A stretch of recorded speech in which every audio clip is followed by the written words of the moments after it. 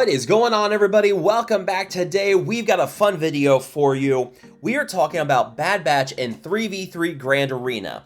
Now this team is pretty good, but they're not as strong as they were in 5v5. They run into the same issue that you have with Gungans, where Gungans are great in 5v5, then you're having to drag certain characters off, they lose some synergy, not as good as 3v3. That's not to say they're bad. They're still good. They're going to be able to defeat the likes of Queen Amidala, of Malgus. You're not going to beat your Galactic Legends like you could in 5v5. Ariva really seems pretty tricky with this, and I don't think it's possible with 3v3, but you're still going to get some good use out of them. And hey, everybody loves a good Queen Amidala counter. Luckily, they still work in 3v3 for this, so that's great in my opinion. And I know this is going to be a dedicated Queen Amidala counter for me going forward if necessary. But in today's video, I want to talk about the team composition here, talk about the mine a little bit, because there's been some really atrocious mod sets I've seen out there. Like for instance, when I was looking through the match history, I saw these mods on someone's crosshair.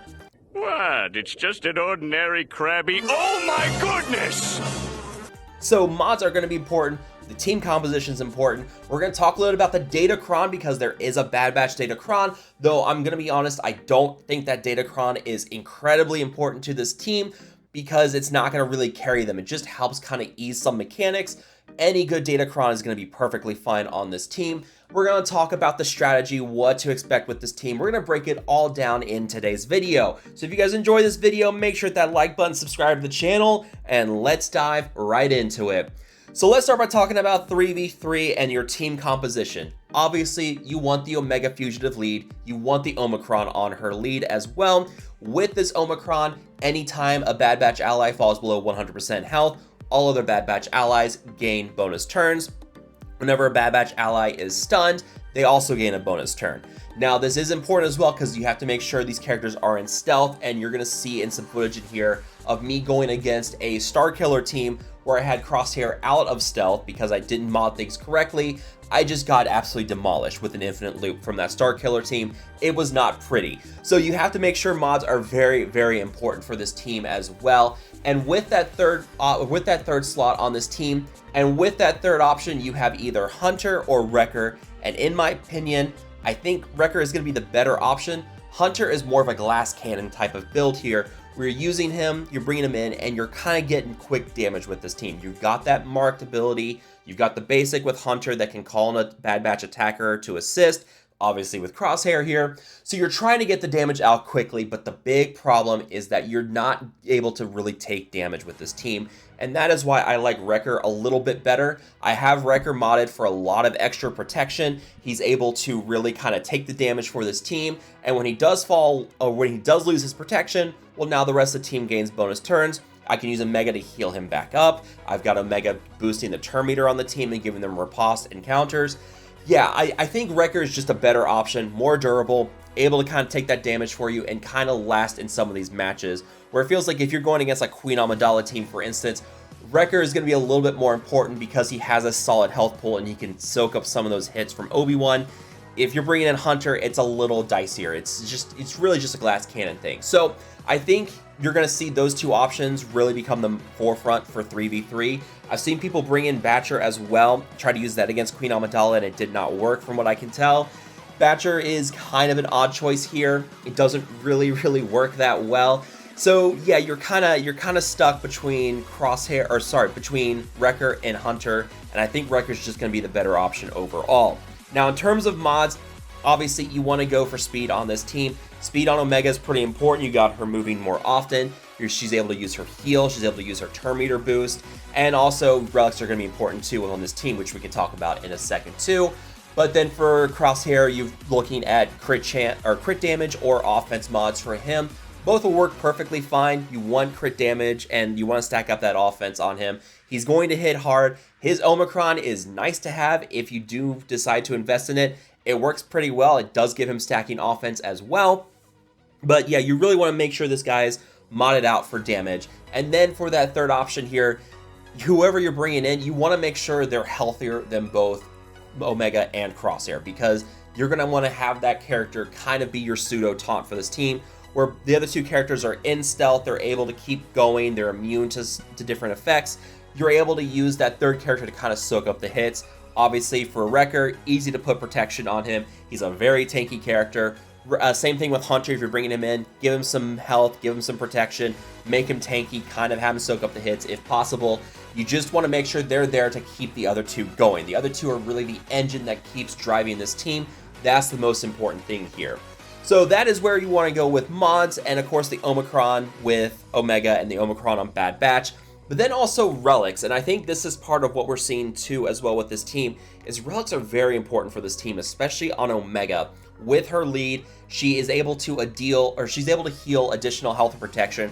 Her relic amplifier level on both her lead with the stealth characters, but then also her big heal as well. Gives more extra protection as she increases her relic amplifier level, which then means more cooldown reduction on characters. We've seen this with Darth Nihilus and his Annihilate ability. You build up the relics on her. She resets the Annihilate on Darth Nihilus. You've got kind of the same principle here with Crosshair. If that's the way you want to go, he uses his snipe, use the heal from Crosshair to restore his protection. You reduce his cooldowns, he can snipe again pretty quickly. Though there is a bit of a damage penalty if you use it back to back, but you can still get some pretty good use out of that by using snipes back to back with Crosshair. So relics are important there as well. Obviously, I think this team really, once you get higher relics, you're going to see better performance on them. This is a team that really does get a boost from that relic level on this team, especially with Omega. Crosshair gets a lot more damage. His first special deals more damage based on his relic amplifier level as well. So both those characters are pretty reliant on the relics with this team too. That's where I think some of these losses are coming in. People are running with like Relic 3, Relic 5 Bad Batch and just not doing much because you've got to build up those relic amplifier levels to really get the full synergy with this team. And then of course this also mentions the datacron. The datacron for Bad Batch right now, and I did not use this to its full benefit here if you watch the footage. With it, you can ignore taunt with target practice. It works, but I feel it's a little cheesy, and I wanted to use this team without using that ability with Bad Batch, just to see what we could get here. So you can see a lot of times I'm ignoring target practice, or I'm ignoring another character that's marked through the datacron here, just to kind of keep focusing on the tank, just so we can get it knocked down. Now it's easier to do in 5v5 because you have Batcher, who can ignore taunt and mark a character, but you're not getting that with this datacron. Does kind of help kind of ignore that. But yeah, we're not getting that benefit here in 3v3. Now, the level 9 ability with Crosshair does help him get out of snipe a little bit quicker. That's nice. It does help, but I don't think it's really powerful. It's not a boost to this team like what we see with the Apo Datacron with Lord Vader, where that Apocron just absolutely boosts that Lord Vader team with the Order 66, driving up his ultimate pretty quickly.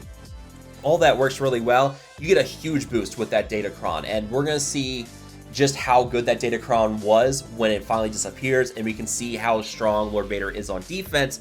I don't think this Bad Batch datacron is carrying this team to the degree of Lord Vader. Does it help this team? Sure, absolutely. I'm not going to disagree with that. But it's not going to suddenly make this team godlike with that datacron and they're absolute trash without the datacron. That's not going to happen here. I think this team's going to be perfectly fine without the datacron. I'm trying to use this, I'm trying to fight with this team without really maximizing the benefits of that datacron as much as possible, just so you guys get an idea of what we're looking at with this team without this datacron.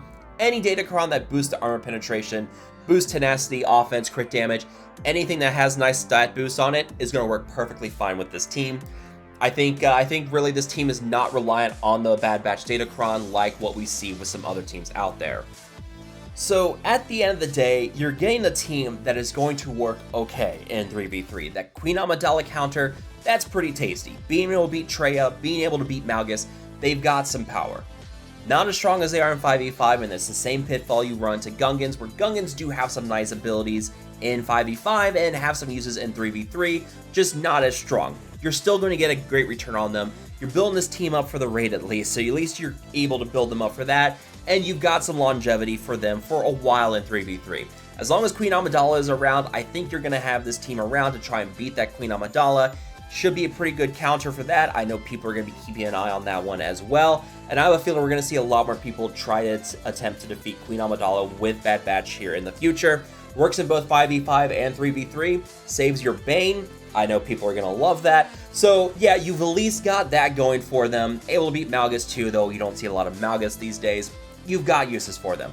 They're not bad. They're just not as strong as what we saw with 5v5.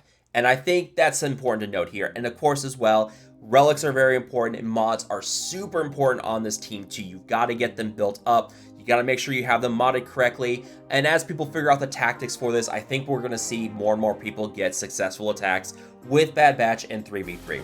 So yeah, this team gonna serve you just fine in 3v3. Not as good as they were in 5v5, but hey, you know, that's the nature of the beast sometimes with 3v3 and 5v5. That's going to really wrap it up for me here. I want to hear from you guys. Have you guys been using Bad Batch in 3v3?